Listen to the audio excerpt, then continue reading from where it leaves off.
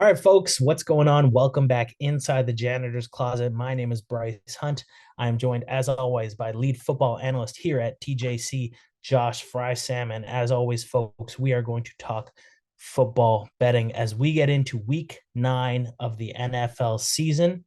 As a quick recap for week 8, we went 1-4, not our best. We're in a little bit of a tailspin here, but we're looking forward to get back into the winning column as we still have posted it. We're still in the green here at a 21-18-2 record with a handful of plays for you here for week 9. But before we get into that, folks, just a reminder, hit that like button, hit that subscribe button, leave a comment below, turn that notification bell. You've heard it before. We hate asking for it, but we greatly appreciate your support. Now, with that said, Josh, we got some business to take care of. It's getting personal out here now, sir. Yes, sir, it is. Yes, it is. You know what, man? Kind of good thing that we got off to such a good start on the season because it didn't quite cripple us. This little tailspin, as you refer to, is not crippling us like it would for others. So, kind of a good thing that we're let's go through this now and let's hopefully get back on the horse here and let's get after it. So, There's two things that I know about Josh Frey-Sam's football mind and football model, and it's week 1, he's going to be one of the best in the business. And down yep. the stretch, he's going Yes, to be sir. one of the best in the business. And now that Yes, we've sir. passed that trade deadline mark, he's about to get in his bag. And so are we, as we are about to get Yeah. into our picks. And we're going to start with another international game. Josh, it's pretty much the game of the week. There's two games that could be considered the game of the week this week. We're going to have a Yeah. play in both of them. And we're Yeah. getting our suitcases again. We're heading to Germany this time. We've been dominating these international games, and we're going to look to do that this week as two 6-2 teams, Oh yeah. Miami and Kansas City. What a tasty matchup Germany's getting this week. Yeah, man. We're 3-1 on these overseas games, so we've been doing well on them overseas, and it's because we've been following one specific model, and we're gonna follow that once again because if it ain't broke, don't fix it. You know what I'm saying? So Miami, Kansas City. Miami got out there on Tuesday morning. Kansas City is getting out there. I believe it was today. We're recording on Thursday, right? November 2nd. Kansas City got out there today. I think their stat is the team that gets there early in the week is like 5-1 in the last 6 international games. Um, we're gonna follow that again because that was the thought. Jacksonville, Buffalo. That was the thought. Baltimore, Tennessee. We're gonna do it again here. Miami, Kansas City. Now both these offenses we know can put up points, so there's gonna be a lot of people looking at the over here. But at the end of the day, we're gonna just take a side here. We're gonna go Miami plus 2.5. We're gonna bank on the fact that Kansas City may be a little jet lag, getting out of the gate slow. Miami, meanwhile, has been there. Clocks are hopefully a little bit more set than theirs are, and they are ready to rock. So Miami, 2.5 there in Germany. Let's ride. Yes, sir. And this is also coming off what could be said as Patrick Mahomes' worst game of his career. Flu game. We're going to be fading him here. Big flu game for him. And I'll tell you what, folks, if I'm dealing with a bad flu, the last thing I want is a 10 plus hour flight to have to sit through that. Nonetheless, we wish him all the best, just not on Sunday as we're taking Miami plus 2.5 to get the show started here. For our second play here, folks, we're talking about Minnesota's first week without Kirk Cousins. They obviously made a move for Josh Dobbs at the deadline here to kind of fill that role. They're going to be heading to Atlanta here, Josh, to face the Falcons. Yeah, you say Minnesota's first week without Kirk Cousins. This is Atlanta's first full game without Desmond Ritter, which we're gonna say just listen. I'm a big believer in Desmond Ritter. I've been riding with him since college here. I still believe that he can turn his career around and he can be a solid starting quarterback in the NFL. But at this very moment, Taylor Heineke is the better bet for the Atlanta Falcons. The Atlanta Falcons haven't been a terrible team. They've been a little bit tough to watch at times. They haven't been absolutely garbage. They're actually in a playoff spot at this very moment, and that's been with a lesser quarterback at the helm. We got an upgrade at the quarterback position, and we got a downgrade at the quarterback, a big downgrade at the quarterback position in Minnesota. Rookie quarterback has taken on actually a decent defense over there in Atlanta. Minnesota's defense has been playing a little bit better as of late, yes, for sure.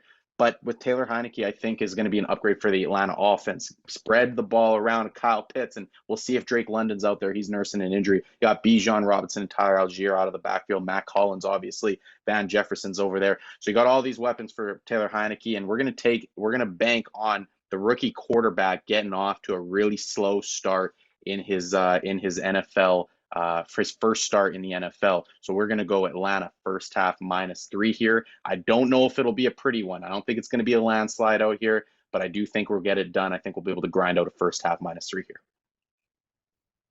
Let's see that rookie get slow out of the gates. It's a tough adjustment, as you mentioned. This Atlanta defense, it really is respectable. They've been, Definitely. maybe one of the more underrated units in the league so far.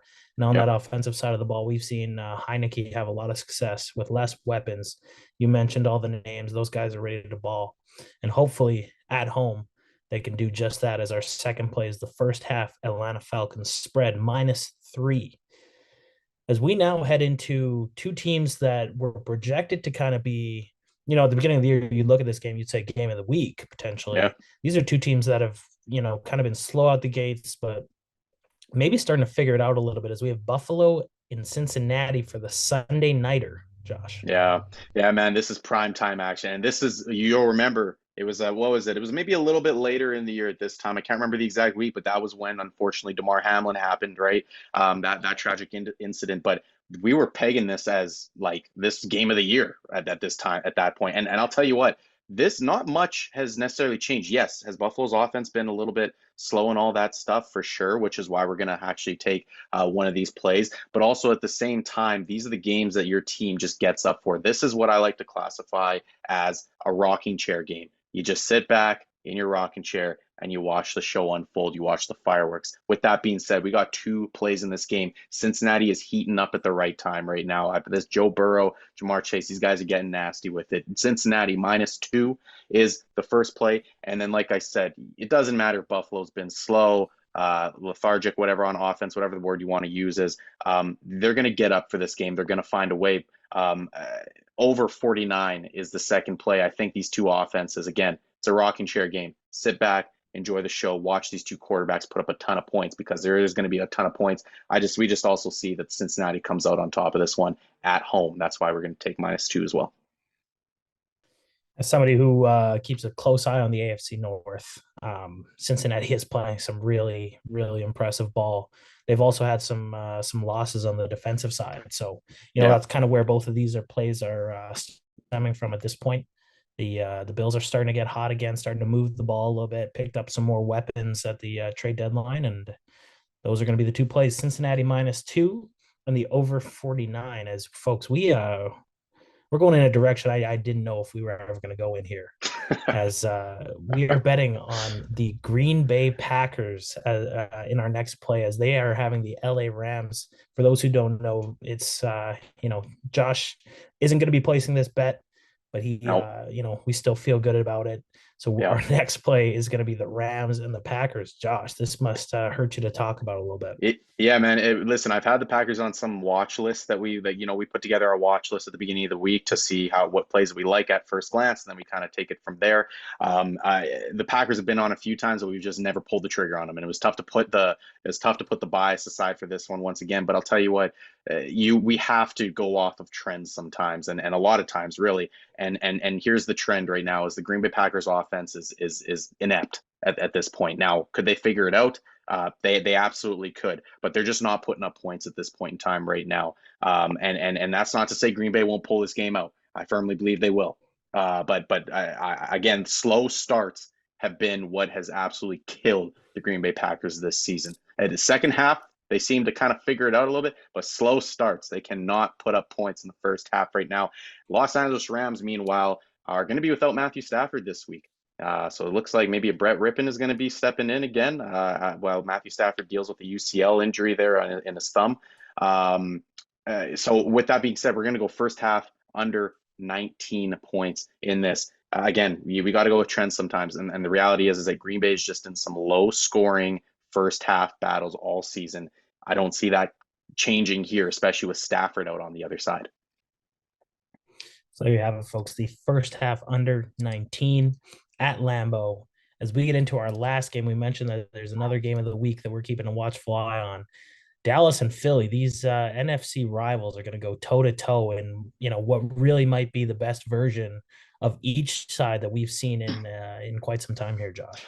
And I'm glad you mentioned that, and that's why it's kind of another one. We talked about the rocking chair game in Buffalo, Cincinnati. This very well could be another one of those ones for the afternoon slate. You know, we got one of those in the morning in Germany with Miami and Kansas City, watching those two offenses. Might have another one for Sunday night football to cap the Sunday. And then in the afternoon slate as well, it looks like we might have another one as well. We got Dallas, who is clicking on offense right now. Dak Prescott, uh, kind of kills me to say a little bit, but Dak Prescott's playing some pretty good football right now. And then you got Philadelphia Eagles on the other side there. Jalen Hurts and that offense is, they're just kind of humming. On the flip side as well, you look at the defenses. Philadelphia is actually very susceptible, has not been great in the passing game this season. They've continued their dominance in the run game, have not been great in the passing game. So I think a hot Dak Prescott and all those weapons can kind of they can take advantage of that and put up some points. I don't think points are going to be any issue for the Dallas Cowboys in this game. And then on the flip side, Dallas's defense, they're still humming along okay, but they've clearly taken, I think, in my opinion here, they've taken a little bit of a step back without Trayvon Diggs, which you would have expected. Now, Deron Bland has obviously stepped in admirably, but I think that just as a whole, that unit, in my opinion, has taken a half step back. I think Philadelphia's offense, both these offenses right now, are just going to be a little bit too much for the defenses all night. We're not going to take a side here, but we are once again. I think this could be another rocking chair game. Watch these two NFC East rivals duke it out. Over 47 is the play. Expecting lots of points this weekend, and that's why we're capping this slate off for us. So there you go. That will cap off the slate. As you mentioned, watching these two teams throw punches all night. We're taking the over 49, Dallas and Philly. The LA Rams in Green Bay, first half under 19. Buffalo, Cincy, we have the Bengals -2 and the over 49. We have the Atlanta Falcons -3 in the first half against Minnesota, and the Miami Dolphins +2.5 as they take on the Kansas City Chiefs. Folks, a couple plays here to get us back into our winning ways. We're confident in it. If you're confident in it, drop a like, hit the subscribe button, all that good stuff, notification bell, follow us on Twitter or X, sorry, at TJC Bets. And yeah, Josh, let's turn this thing around and let's get on another heater here like we did at the start of the year. Yeah, first week of the year that we have a six banger here, six plays on the slate here, at least in the video section of things. We've obviously dropped some Twitter plays added to our thing, but first video of the year that we've had six plays in one shot. So got a lot of volume here. Let's just hope that it's quality that meets the quantity this week. Yes, sir. All right, folks. That'll do it for us this week. We'll be right back here, same time next week for you. Yeah, bet responsibly, happy gambling, and we'll see you next week.